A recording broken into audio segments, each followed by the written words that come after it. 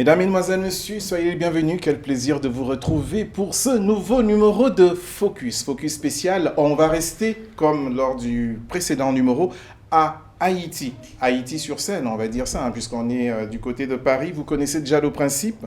Et on a la chance de recevoir à nouveau les gens de famille. Je vous aime, on les avait déjà reçus il y a très longtemps. Pour ceux qui suivent l'émission, vous allez reconnaître des visages. Mais avant de revenir vers eux, famille, je vous aime, on va faire la visite d'Haïti à travers une autre association, Mangifera. Mangifera, c'est quoi? C'est ce qu'on veut savoir tout de suite avec Merius Wesner. Je pense que je prononce très mal. Il va me corriger très vite et j'espère qu'on restera toujours amis parce que Haïti est... Ouais, vous avez compris. Bonjour, monsieur. Bonjour. Oui. Oui. Déjà, Mangifera, qu'est-ce que c'est? Mangifera, c'est la racine même du mot mangue. Et on considère Mangifera comme un arbre, comme un manguier, et qui donne son fruit à chaque saison. Et que malgré les difficultés que l'arbre peut avoir et parmi les intempéries ou des gens qui utilisent mal l'arbre, qui coupent ses branches, mais à chaque saison, l'arbre n'hésite pas à donner ses fruits. Donc voilà pourquoi qu'on bâtit cette association Mangifera. Nous sommes là pour aider, nous sommes là pour accompagner, nous sommes là pour rendre l'impossible possible pour ceux qui sont dans le besoin. En tout cas, c'est une parabole très africanisée, de prendre une image de l'arbre. Chez nous, enfin, je suis d'origine camerounaise, c'est le lion. Donc, je sais, on s'en fout de ma vie. On va revenir avec la vôtre. Et donc, dans ce cas, on va dire, mais aider qui, très concrètement? Ce manguier. Ce manguier, comme nous sommes natifs même d'Haïti, Casal, Cabaret, dans un premier temps, nous visons les natifs de Casal. Donc du côté de Casal, on a plusieurs localités et ces personnes-là sont en de grandes difficultés. Donc Mangifera a pris naissance avec ces originaires de Casal. Et voilà pourquoi, à chaque fois qu'on essaie de donner une aide, on vise d'abord cette population, mais n'empêche, on élargit un petit peu les aides pour des populations qui sont vraiment en grande difficulté. Et que si les moyens nous permettent, on les aide. Oui, je sais que pour vous, c'est usuel de parler de Casal, mais mettez-vous à ma place, j'ai pas fait école, je sais franchement pas du tout ce que ça signifie. Et c'est l'occasion pour moi de devenir un peu moins bête lorsque vous allez me donner l'explication. Justement, Casal, c'est une localité se trouvant dans le 4e section de Cabaret. Et Cabaret, c'est une ville appartenant au département de l'Ouest d'Haïti. On dirait une poupée russe, une explication qui vous donne droit à notre bébé qu'il faut ouvrir et ainsi de suite. Ça va venir et que Casal, nous sommes des descendants des Polonais. Des Polonais? Si. Donc vous n'êtes pas africain? Nous sommes... Sortez. Oui, et donc... Donc, courte histoire, les Polonais étaient venus justement aider les Français pour combattre les insurgés en parlant des rebelles, nous les Noirs. Et heureusement, quand ils ont Afro-descendants, couleur chocolat. Exactement. Mais quand ils ont vu que le problème que nous avons, c'était un problème de recherche de liberté, et que eux, ils venaient juste de prendre leur indépendance, donc ils se sont dit, ils ne vont pas se battre contre un peuple qui cherche à être libre. Voilà pourquoi à un certain moment, ils se sont ralliés auprès des Haïtiens pour les aider. Donc du coup, les Haïtiens les ont aidés à se cacher pour que les Français ne les éliminent pas. Donc du coup, on les a cachés dans des grottes, dans des fonds. C'est pour ça que du côté du sud, on a fond des Blancs et du côté de Casal, on a fond blanc. Ah, d'accord. Donc, grosso modo, c'est devenu un métissage. Exactement. Intéressant tout ça. Et malgré le fait que, je ne sais pas, parce qu'il y a eu des classifications, je sais que dans les îles à côté, on parle des béquets, on parle aussi d'autres choses. Pour ceux qui ne connaissent pas, allez, on va faire très court. Une classe supérieure à la peau très claire, et plus on a la peau sombre, plus on est bas. C'est aussi le cas chez vous ou ça n'a aucun rapport? Oui, pratiquement oui. Et à Haïti, nous, on a les mulâtres. On parle des mulâtres, on parle des peaux claires aussi. Et ceux qui avaient la peau claire, très claire, ont aussi connu la souffrance, connaissent aussi la souffrance? Cela dépend de la zone, du département où ces personnes-là viennent alors. Parce que la peau claire des Casaliens ne sont pas comme ceux de Pétionville, par exemple, ou d'autres départements Ah, haïtiens. parce qu'il y a une forme de discrimination entre différentes peaux claires également. Exactement. Ouh, c'est compliqué tout ça. La question qui me vient tout de suite à l'esprit, c'est de dire, ok, d'accord, ça c'est la réalité en Haïti. Pourquoi la présence de Mangifera ici, en territoire français, en métropole? Ah ben, la présence, c'est tout simplement parce que nous sommes plusieurs personnes qui sont en France. Dans ce premier temps, moi, j'étais en France. Je suis toujours en France, mais j'étais en Guadeloupe. Et c'est toujours la France. C'est toujours la France. Donc, du coup, après mon déménagement, je me suis retrouvé parmi mes cousins qui étaient déjà là. Et ils se sont dit, bon, voilà, on a cette occasion de se rencontrer et pourquoi pas monter une association. Donc, on avait déjà eu un groupe WhatsApp où on avait plusieurs personnes de par le monde qui étaient sur le groupe. Et je leur ai dit, au lieu de discuter des choses qui vont être bons et bien pour notre localité, pourquoi pas créer une association de façon à ce qu'on puisse localiser et bénéficier des aides de plusieurs autres entités. En fait, comme n'importe quelle diaspora, Exactement. En somme. Je sais que votre symbole, votre logo, c'est le manguier, mais est-ce que vous me permettez une question piment? Allez-y. Vous venez d'Haïti, le premier pays à avoir obtenu l'indépendance, qui s'est battu contre la France. Quelque part, vous vous retrouvez en France. Est-ce que c'est pas le syndrome de Stockholm? À un certain moment, oui, de l'histoire, on pouvait penser à ce genre de choses. Mais en fait, la vie... Pour ceux qui ne comprennent pas le syndrome de Stockholm, c'est tomber amoureux de son bourreau, hein, grosso modo. Mais à un certain moment dans la vie, il va falloir qu'on avance. On avance avec nos histoires, mais on avance aussi avec le présent. Donc le présent, c'est par exemple, moi je me suis déplacé d'Haïti pour aller en Guadeloupe, c'est par amour, c'est pas nécessité. C'est une transition, voilà. Parce qu'en Guadeloupe, ce sont des afro-descendants, même s'ils sont français, c'était déjà pour commencer un tout petit peu à avoir de l'eau tiède avant d'affronter l'eau froide ici, c'est ça? Un petit peu. Mais on ne change pas ce qu'on est. Je suis haïtien natif, je reste haïtien. Et je me sentirai toujours à l'aise à Haïti. Alors, vous savez qu'on est sur une chaîne panafricaine. Ce sera peut-être ma dernière question vous concernant. Qu'est-ce que vous avez comme message à apporter ou peut-être plutôt une demande à formuler auprès de cette grande population du continent mer, vu que c'est là-bas qu'on est le plus vu, bien qu'on ait la chance d'être vu dans d'autres contrées du monde, qui vous regardent en ce moment. Vous avez une caméra qui est là. Liberté à vous. Alors, chers frères, chers consoeurs, et chers pères, chers parents même, et cette association, c'est votre enfant. Et nous sommes en quête de pouvoir apporter beaucoup d'aide pour nos populations qui sont en grande difficulté.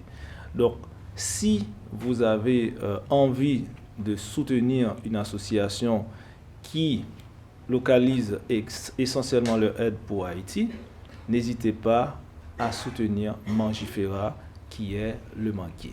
Merci beaucoup. Oui, vous n'avez pas peur qu'on parle de soit victimisation, soit mendicité, toujours à pleurnicher lorsqu'on associe avec Haïti, parce que c'est toujours demander aide et compagnie, non? Ben vous savez, il y a le geste de demander, il y a aussi derrière tout ce qui est organisation. Donc, nous sommes une association sérieuse, nous savons organiser, nous savons aussi donner compte de ce qu'on fait.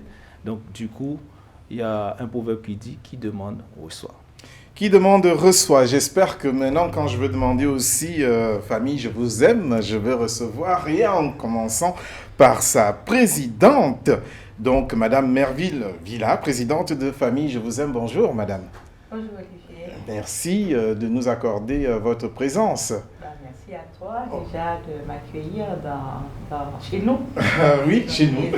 On peut dire ça ainsi. Avant de revenir à vous, je veux tout de suite me tourner vers Jean-Philippe Duclona, qui est secrétaire général de votre association. Bonjour, monsieur Jean-Philippe. Bonjour, Olivier. Un plaisir encore d'être ici. Oui, je vous ai fait souffrir la dernière fois avec les traductions. Cette fois, c'est vous qui serez aussi à l'honneur. Merci. Mais je vais vous demander de patienter un tout petit peu parce qu'il y a beaucoup de téléspectateurs qui ne savent absolument pas du tout ce que c'est Famille Je vous aime. C'est quoi? C'est un club de rencontres matrimoniales, puisqu'on parle d'amour, ou un lieu pour aider les gens à former de la famille Kezako? Et pas du tout, heureusement. Famille Je vous aime, c'est une association qui entraîne insérer et réinsérer des jeunes et des familles en difficulté. Et Famille Je vous aime, et c'est pour cela qu'on dit famille, pas la famille, mais on dit Famille Je vous aime, et qui nous met aussi, on travaille avec tout le monde. Il n'y a pas de Haïtiens, Afrique, Français, Maroc, etc. Nous travaillons avec tout le monde. Ma question était taquine, hein. Je connais très bien Famille Je vous aime pour déjà avoir été là-bas, mais c'est parce que je voulais qu'elle explique elle-même. Il y a par exemple des événements qui m'ont énormément marqué la dernière fois. C'est qu'on était à Sarcelles et il y avait une forme de jeu olympique. Et ce qui m'a le plus frappé, c'est qu'il y avait des jeunes d'ordinaire qui ne supportent pas la police. Or là, il y avait un stand de policiers et tout se passait à merveille. Comment vous avez réussi à rendre cette alchimie possible? En fait, notre but, c'est regrouper nos jeunes en travers tout ce qui est entreprise, tout ce qui est société, parce que notre but, c'est les insérer et les faire comprendre. La police, nous travaillons aussi en partenariat avec eux. Et c'est pour cela qu'on avait fait venir la police sur notre stand. Et puis pour que les jeunes approchent d'eux, pour qu'eux, ils puissent aussi témoigner envers ces jeunes-là, en faisant comprendre qu'ils sont des personnes comme eux.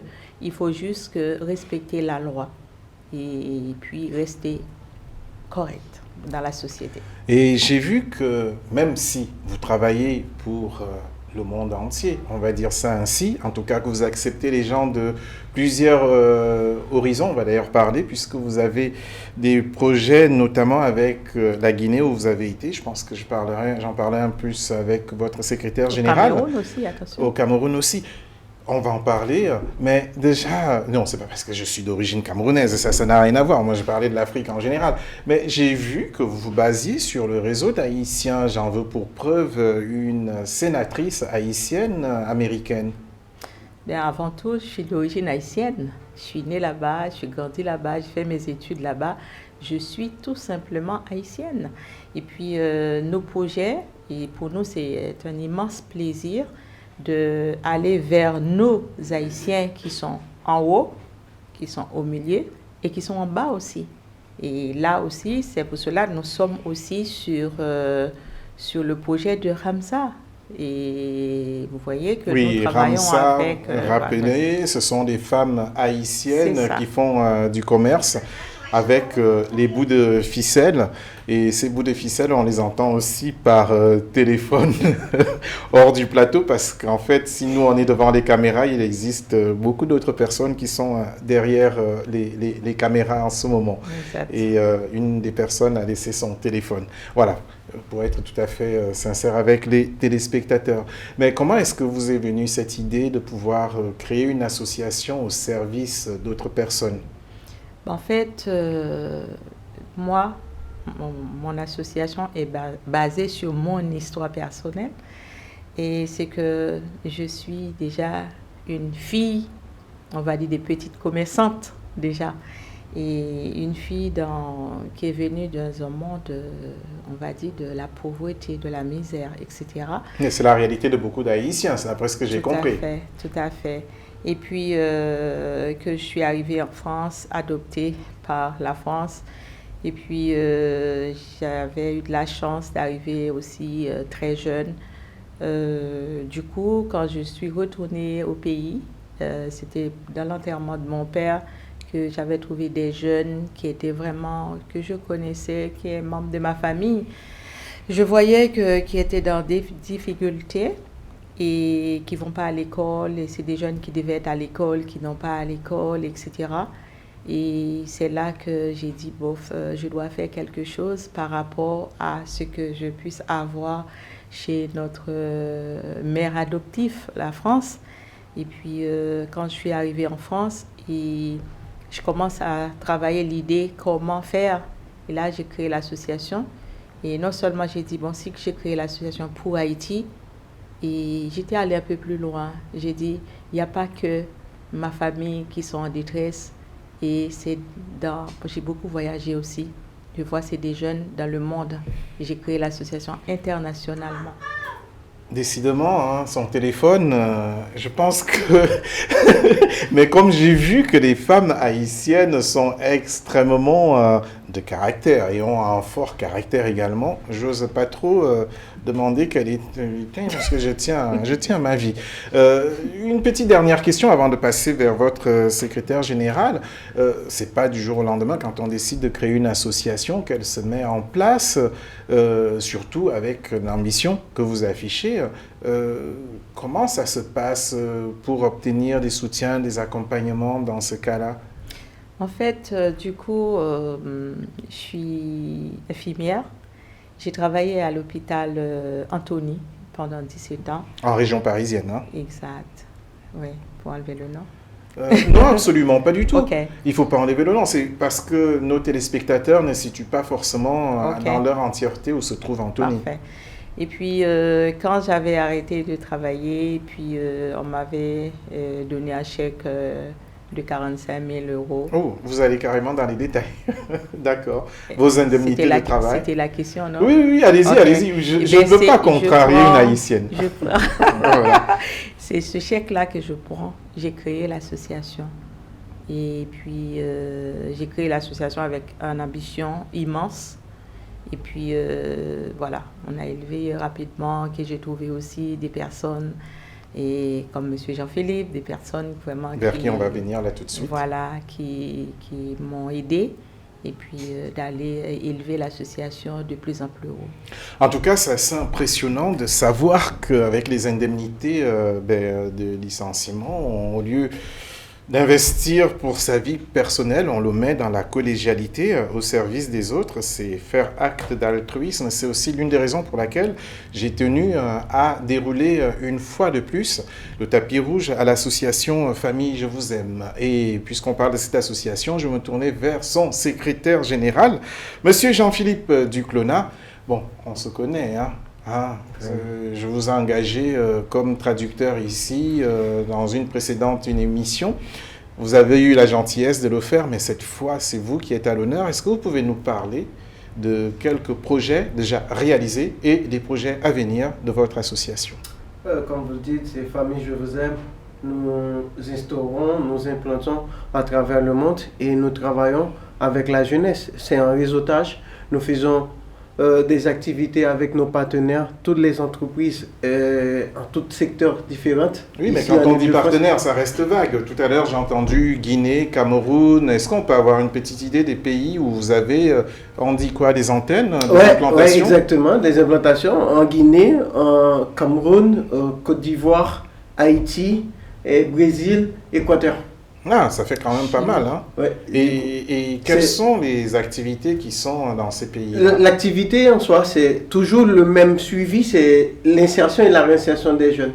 Mais du coup, c'est le comité de chaque pays qui définit l'actualité, la réalité du pays. En fait que nous, en tant que siège, nous les accompagnons. En fait, il y a une délocalisation. Exactement. C'est-à-dire, l'idée centrale est là, mais les comités sur le territoire définissent leurs objectifs pour leurs besoins spécifiques du territoire. D'accord. Et quels sont les besoins actuels? Enfin, non.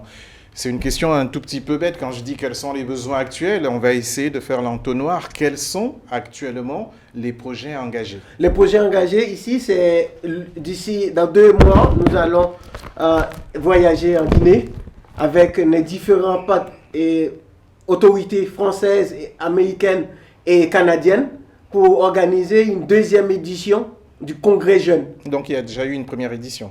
L'année dernière. D'accord. Et du coup, cette année, on va encore renouveler l'engagement avec les jeunes. Et en tâcher ou investir ou encore innover avec les entreprises guinéennes, avec les institutions guinéennes. C'est-à-dire là, c'est pas seulement Famille Je Vous Aime qui porte le projet, mais c'est l'État même et les institutions publiques et privées qui portent le projet. Et qu'est-ce que c'est Congrès Jeune, même si on peut avoir on peut deviner. Intuition ou déduction. Oui, voilà. Et Congrès Jeune, c'est le fait de mettre les jeunes à l'honneur, prendre des professionnels expérimentés, venir de bas, dans une famille d'ailleurs, qui va témoigner, qui va et décrire leur vie à ces jeunes-là pour montrer que on peut s'en sortir. Exactement. Comment moi, j'ai pu réussir ma vie, toi aussi, tu peux le faire. Et du coup, c'est à travers de ces témoignages-là... C'est une mise en relation. Une mise en relation, exactement. La mise en relation est prouver à ces jeunes-là, c'est pas seulement prendre la mer où on peut arriver. On peut arriver d'où on vient.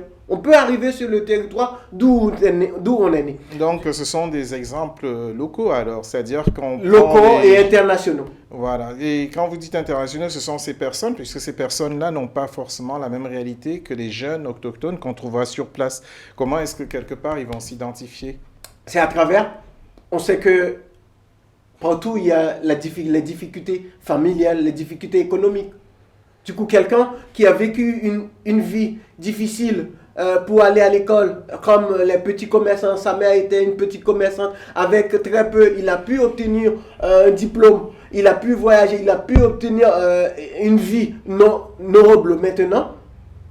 Avec ça, il peut en témoigner à ces jeunes-là, avec l'expérience de tout ce qu'elle a vécu. Elle peut en déduire que cette jeune-là, si vous continuez avec l'école, si vous continuez avec ce que vous êtes, reste humble, vous pouvez y arriver. D'accord. Au-delà du simple témoignage, quand je dis simple, ce n'est pas péjoratif. C'est juste pour savoir, est-ce qu'il y a une continuité qui est effectuée, un suivi, un parrainage, comment ça se passe? Effectivement, parce que en dehors de tout témoignage, il y a les actions. C'est ce qu'on fait, Famille Je Vous Aime. On ne fait pas que des témoignages ou des forums ou des congrès. On met en place des actions. Par exemple, notre siège, notre local qui accueille les jeunes pour des formations. On met en place une épicerie solidaire sociale qui accompagne des jeunes là à insérer à travers des petites journées d'emploi, de travail pour apprendre à insérer dans la vie commerciale et obtenir... En fait, ce sont des expériences professionnelles. D'accord. Et cela se passe en Guinée cette année. Vous avez dit que vous avez des partenaires. Est-ce qu'il s'agit des grandes entreprises sur place et que ces grandes entreprises offrent-ils, est-ce que c'est une carotte ou réelle, des possibilités d'insertion de ces jeunes ou comment ça se passe? C'est la même stratégie, la même idéologie comme vous avez vécu à Sarcelles. Le forum des entreprises, toutes les entreprises y présentent. Oui, parce que les spectateurs n'étaient pas à ma place. Exactement. Voilà. Les accueillent et les offrent des opportunités de stage, d'alternance et de travail. D'accord. Alors, puisqu'on arrive presque à la fin de notre émission et que vous êtes 3, je vais vous laisser 2 minutes à chacun pour avoir une carte blanche. Pour moi, c'est un immense plaisir de dérouler le tapis rouge à Haïti à travers ces 2 émissions. C'est l'occasion aussi de montrer aux Africains la réalité à travers vos mots, bien sûr. C'est malheureusement pas avec les images, mais ce sera peut-être un autre projet pour la rencontre un peu entre ces 2 mondes, vous les cousins qui êtes partis de l'autre côté, malheureusement par déchirure. Donc on ne va pas revenir, c'est l'histoire. En attendant, on va aller directement vers Monsieur Mérius pour vous laisser donc une carte blanche, si vous le voulez bien. Je sais, tout à l'heure, vous avez parlé, mais cette fois, je ne vous oriente pas du tout. Vous avez votre caméra. Eh bien, je vous remercie déjà de m'avoir laissé prendre la parole sur le plateau. Et j'en profite pour demander à toutes celles et ceux qui souhaitent apporter, qui ont des aides, mais qui ne savent pas comment les canaliser. Nous, les associations, nous sommes là. Nous sommes là pour prendre ce que vous avez envie de donner et les distribuer sur plusieurs projets, que ce soit les projets urbains, les projets culturels, les projets événementiels, les projets d'aide humanitaire. Donc venez nous trouver, que ce soit sur Internet et sur les réseaux. Et s'ils veulent vous trouver alors? Alors, Mangifera, ils nous retrouvent sur Internet à travers mangifera.asso@gmail.com. Mangifera. C'est bien ça, Mangifera. Voilà, Mang, mais Ifera. Exactement. Et .asso@gmail.com. Voilà, écoutez, je vous remercie beaucoup. Je veux me tourner non pas vers la présidente, parce que c'est elle qui aura le mot de la fin, mais vers le secrétaire général, qui a l'air très en forme. Est-ce que, je vais laisser 1 minute, c'est largement suffisant pour vous. Allez, carte blanche. Et à vous tous qui nous écoutez, qui vous nous suivez à travers le monde, Famille Je Vous Aime est là pour vous accompagner. Et rejoignez-nous pour les différentes activités que nous organisons. Vous qui êtes entreprise, entrepreneur, jeunesse à travers le monde, Famille Je Vous Aime est là pour vous écouter, pour vous orienter les différentes visions et philosophies et vos rêves. Notre objectif, c'est que vous pouvez rêver et votre rêve, nous pouvons le construire. Croyez en nous et rejoignez-nous. Bon, il a fait le choix de faire la publicité pour Famille Je Vous Aime. Ça va être très difficile pour vous, hein, Madame Merville, parce que là, c'est la conclusion et le mot de la fin vous appartient. Peut-être voulez-vous englober avec tout simplement la venue en France de Ramsa et peut-être la présence au Salon international agriculture. Je sais, je suis en train de vous orienter, mais c'est pour ne pas avoir une répétition de ce qui a déjà été dit. Ok. Bon, déjà, merci. Merci de nous avoir accueillis chez nous. Nous sommes très contentes de vous, de toi, de notre maison. Et non, c'est peut-être pas remercier puisque vous êtes chez vous. Il faut toujours dire merci quand on est chez nous aussi. Alors, ce que je veux dire déjà à tous ceux et celles qui nous regardent, et Famille Je Vous Aime, tendu la main et à tout le monde. Et notre but, c'est avoir un jumelage avec vous, qu'on travaille ensemble. On disait que parfois c'est impossible, surtout les Noirs, de travailler ensemble. Les Afro-descendants. C'est ça. Et nous voulons lever ce défi et dire que nous pouvons, si nous voulons. Alors, Famille Je Vous Aime, travailler autour de vous, avec vous, pour vous. Et venez, vous verrez. Et puis, on peut aller très loin. Et soutenez-nous avec votre présence et vos savoir-faire. Et surtout, je profite de cette occasion de saluer tous nos membres exécutifs, tous les bénévoles dans le monde entier et surtout en Guinée-Conakry qui est en train de préparer un combat pour l'avenir de ce congrès jeune du mois de mai, du 25 au 30. Alors, ceux qui sont en Guinée, pensez à eux. Merci. Ceux qui sont en Guinée, merci à eux. Je crois que vous allez sur Internet, vous trouverez en tapant Famille Je Vous Aime, vous pourrez trouver leurs coordonnées. On a largement dépassé le temps. Merci et pardon à Londres, à la régie. Il est temps pour moi de vous remercier tous pour votre venue. Comme on dit, on reste ensemble. Et puis, remercie aussi Iré qui était derrière les manettes. Quant à moi, je vous retrouve pour une nouvelle aventure. Toujours même chaîne sur Vox Africa. Allez, à très bientôt. Ciao, ciao.